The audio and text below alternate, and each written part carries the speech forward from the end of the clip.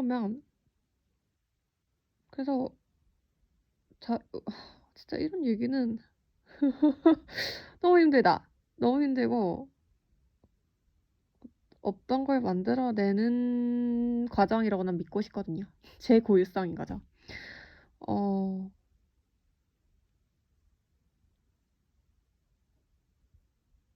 어 첫 번째로 우리가 알 수 있는 건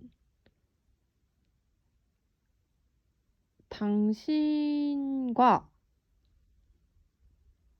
당신이 당신이라고 생각하는 당신, 그러니까 나라고 생각하는 나는 한 명이잖아요. 그 한 명이 세계랑 만날 때 굉장한 어떤 그 고유성이 있다라는 거죠. 하지만 그 고유성을 라멜라 같은 거라서 그 고유성은 항상 당신이 뭔가를 행동하고 뭔가를 하고 살아가는 어떤 모든 경험들, 그리고 세계랑 항상 마주해서 살아가잖아요. 당신은 나는 세계 속에서 살아가잖아요. 세계 속에 있는 나잖아요. 나도 살아가는데 내가 세계 속에서 살아가잖아요. 그럼 내가 세계랑 접할 때 어떤 굉장히 나의 특이적인 그런 반응의 그런 씨앗은 무엇이라고 할 수 없지만 항상 나한테 있다라는 거죠. 음,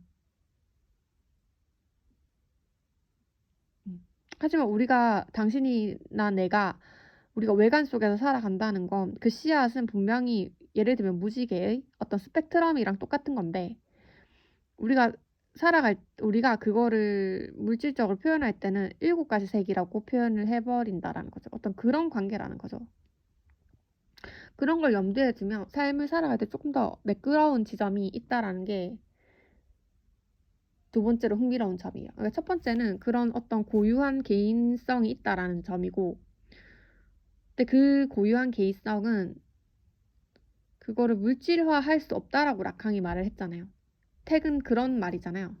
어, 그런 말인 거잖아요. 왜냐면 개인의 고유성이 있는 건 맞는데 그 고유성이 빨간색이다, 노란색이다, 주황색이다, 보라색이다 막 싸웠던 게 어떤 이론들이잖아요.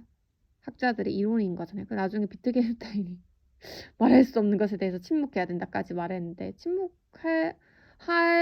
침묵할 수가 없지. 침묵하면 죽는 건데 우린 살아있잖아요. 살아있는 사람이 어떻게 죽음을 택할 수 있겠어요. 그러니까 그건 말도 안 되는 소리고, 하지만 어떤 걸 극한적으로 밀어붙였다라는 건 되게 좋은 생각법이겠죠. 어쨌거나 어떤 그런 고유성의 씨앗은 있지만 그거를 무슨 예를 들면 무지개는 스펙트럼인데 그걸 7색 중에 7가지 색이라고 하면 거짓이 되는 것처럼 그걸 무엇이라고 할 수는 없다. 근데 우리는 그걸 외관으로밖에 만날 수가 없다는 거죠. 그래서 당신의 고유성, 그 라멜라 같은 것은 어떤 외관에 했을 때 그 증거로 외관이 생기는 거지만 그 외관을 라멜라라고 해서는 안 된다. 그럼 우리는 이거를 어떻게 이해하고 표현할 것인가 라는 물음이 나오는 거고, 이게 제가 가장 관심 있는 부분이에요. 라캉은 이걸 찾아냈지만 우리가 이거랑 어떻게 더불어서 살아가야 할지에 대해서는 깊이 연구를 하지 못했어요. 왜냐면 시간이 촉박했거든요. 그 사람한테는. 그러니까 말년에 그 생톰에 대해서 어떤 얘기를 했죠. 그 생톰이 어떻게 살아갈지에 대해서는 더 많은 연구를 펼치지 못했던 것 같아요. 시간이 없었거든요. 말년까지 그렇게 열심히 연구해서 다 한 거를. 그러니까 외관이 얼마나 소중해요, 여러분. 나의 어떤 삶의 시간을 단축시켜주는 거잖아요, 라캉이. 그 외관은 분명히 진실이 아니지만, 외관은 분명히 진리가 아니지만 어떤 진리의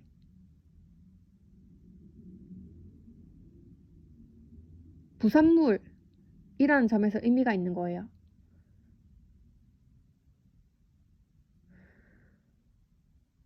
그리고 첫 번째는 개인한테 고유한 씨앗이 있지만 그것을 무엇이라고 할 수는 없다. 그렇지만 우리는 외관에 쌓여서 살아간다. 그 점을 이해하는 게 중요하다라는 거죠. 음, 음. 그런 식으로 외관을 이해하는 하나의 방법. 그렇기 때문에 우리가 락항을 통해서 상징계를 벗어나서 현실계라는 것을 발견하게 되었다고 볼 수 있겠고, 앞으로는 이거를 향해서 달려나갈 거다라는 거죠. 왜냐면 비물질적인 시대가 향하는 거는 이 현실계밖에 없어요. 그래서 우리가 이걸 이해해 나가야 할 것인 게 분명하고요. 이미 100년 전에 이론이 나와 있다. 50년 전에 뭐 이제 거의 100년 돼가니까 이론이 나와 있다는 거죠. 이걸 알 사람은 먼저 알고, 또 언제나 그랬듯이 늦게 아는 사람만 손해겠죠. 그리고 세 번째는 제가 강조하고 싶은 부분은 뭐냐면, 똑같은 얘기인데 우리가 굳이 자기의 고유성을, 그러니까 어차피 고유성을 물질에 담을 수가 없잖아요. 그건 라멜라 같은 거라서 물질화 해봤자 거짓이 되는 건 맞잖아요. 하지만 우리가 그거를 얼마나 극한으로 가장 가깝게 물질화 할 수 있는가, 거기에 인간의 어떤 윤리성과 정수가 있지 않냐라는 얘기를 하고 싶은 것 같아요. 저도 그냥 제가 나는 누구다 하고 살아가면 그만일 뿐인 거예요. 어쨌거나 나는 고유하니까. 근데 내 이 고유성을 아주 극한의 물질으로 뭔가 물질화하고 싶다. 이미 나한테 있는 거를 아주 그런 걸 물질화한 어떤 경험을 하고 싶다는 게, 그거는 정말 없던 걸 창조해내는 거잖아요. 물론 나한테 고유성이 있지만 그게 아직 물질화 되진 않았다고 말을 했잖아요. 물질화 할 수 없는 거라고도 말을 했고, 그거를 가장 어떻게든 가깝게 물질화하는 그 과정과 경험 속에서 내가 인간으로서 누릴 수 있는 어떤 최상의 쾌락이 있고, 나는 그 쾌락을 가졌을 때 가장 인간적이지 않나, 인간의 윤리가 아닌가라고 말을 하고 싶은 거고, 그렇게 했을 때 내가 세상을 떠날 때 정말 고유한 어떤 창조물 하나를 남기고 갈 수 있다라는 거죠. 그리고 여기서 말을 할 수 있는 게, 그러니까 그 고유성을 어떤 물질로 담으면 거짓이 되지만 그런 게 외관이잖아요. 그래도 하나의 외관, 하나의 창조물을 남기고 가고 싶다라는 거예요. 그리고 그걸 남기지 못하고 가면 그게 동물이랑 다를 바가 뭐냐라고 말을 한다면 약간 많은 사람들이 굉장히 상처를 받겠죠. 근데 저만 이 얘기를 하는 게 아니에요. 제레미 러프킨이라는 사람이 그랬다고 하잖아요. 0.1%의 사람이 창조를 하고 0.9%의 사람은 그 창조를 알아보고 협력을 하는 사람들이 있고, 나머지 99%는 잉여인간이라고 했다잖아요. 그거랑 틀린 얘기가 아니거든요. 동물이랑 인간의 차이점 바로 그거라고 생각해요. 동물도 어떤 라멜라가 있을 거예요. 자기만의 고유성이 있다니까요. 인간만 가지는 게 아니야. 왜냐면 그게 없다면 그 생명이 뭔가 행동하는 동기나 이런 게 전 없을 거라고 생각해요. 식물까지도. 근데 얘네는 그거를 되게 극한까지 쾌락을 추구하지 않았기 때문에 동물로 남아있다는 생각이 들거든요. 그럼 인간도 마찬가지 아니겠어요? 그거를 극한적으로 추구하지 않는다면. 그런 한계를 돌파해 왔던 게 인간이니까 어떤 자기의 어떤 고유한 창조물이 없는 인간에 대해서는 좀 고민이 되겠죠. 점점 그런 시대로 갈 것 같고요. 그게 제가 말을 하는 거예요.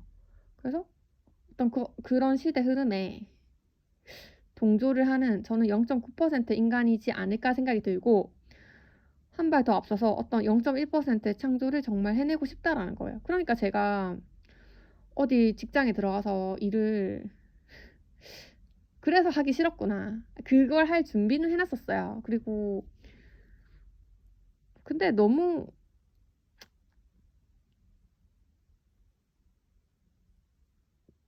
개인적으로는 싫더라고요. 왜냐면 그 자리를 대체할 다른 누군가는 너무 많잖아요. 왜냐면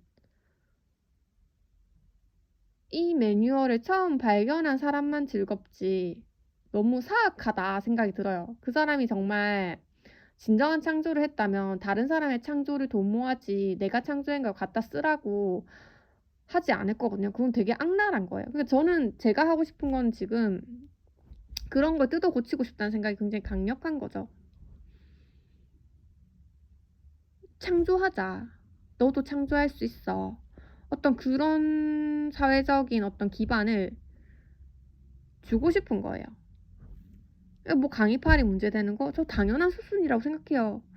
여러분도 똑같이 해봐요 그러잖아요. 그거 나쁜 거야. 당신도 할 수 있다야 라고 해주는 게 맞지. 이대로 해보세요. 가르치고 배우는 게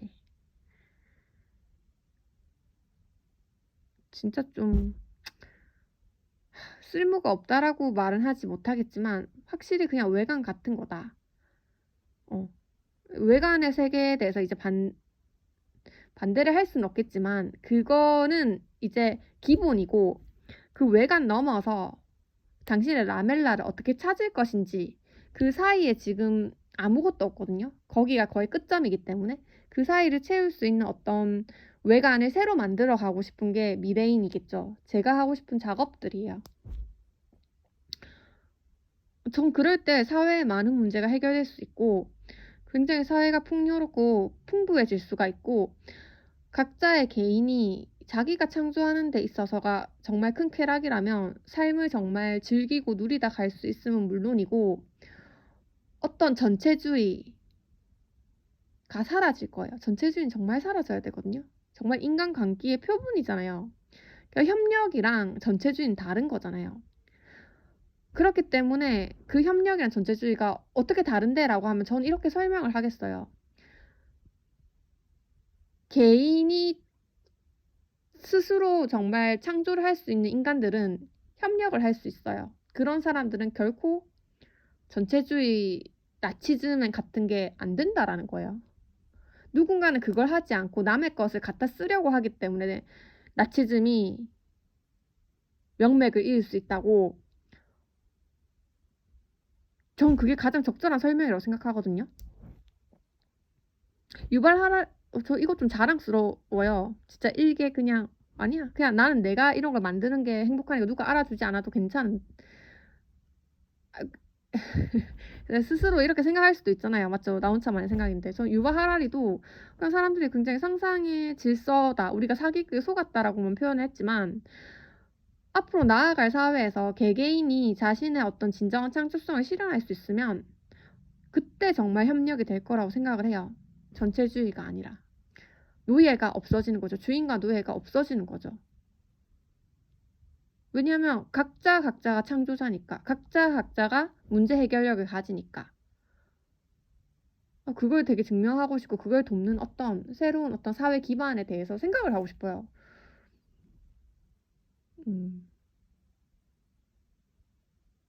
그런 생각들. 그리고 당연히 앞으로 미래는 그렇게 흘러갈 수밖에 없다라는 아주 강력한 확신이 들어요. 그냥 누구나 그 결론에 닿을 수밖에 없기 때문이죠. 물론 모두가 창조자가 되긴 너무 힘들겠지만 적어도 이런 사실은 끊임없이 알려야죠. 그게 외관의 역할 아니겠어요? 그러니까 외관이 그런 거라는 거예요. 그런 생각을 합니다.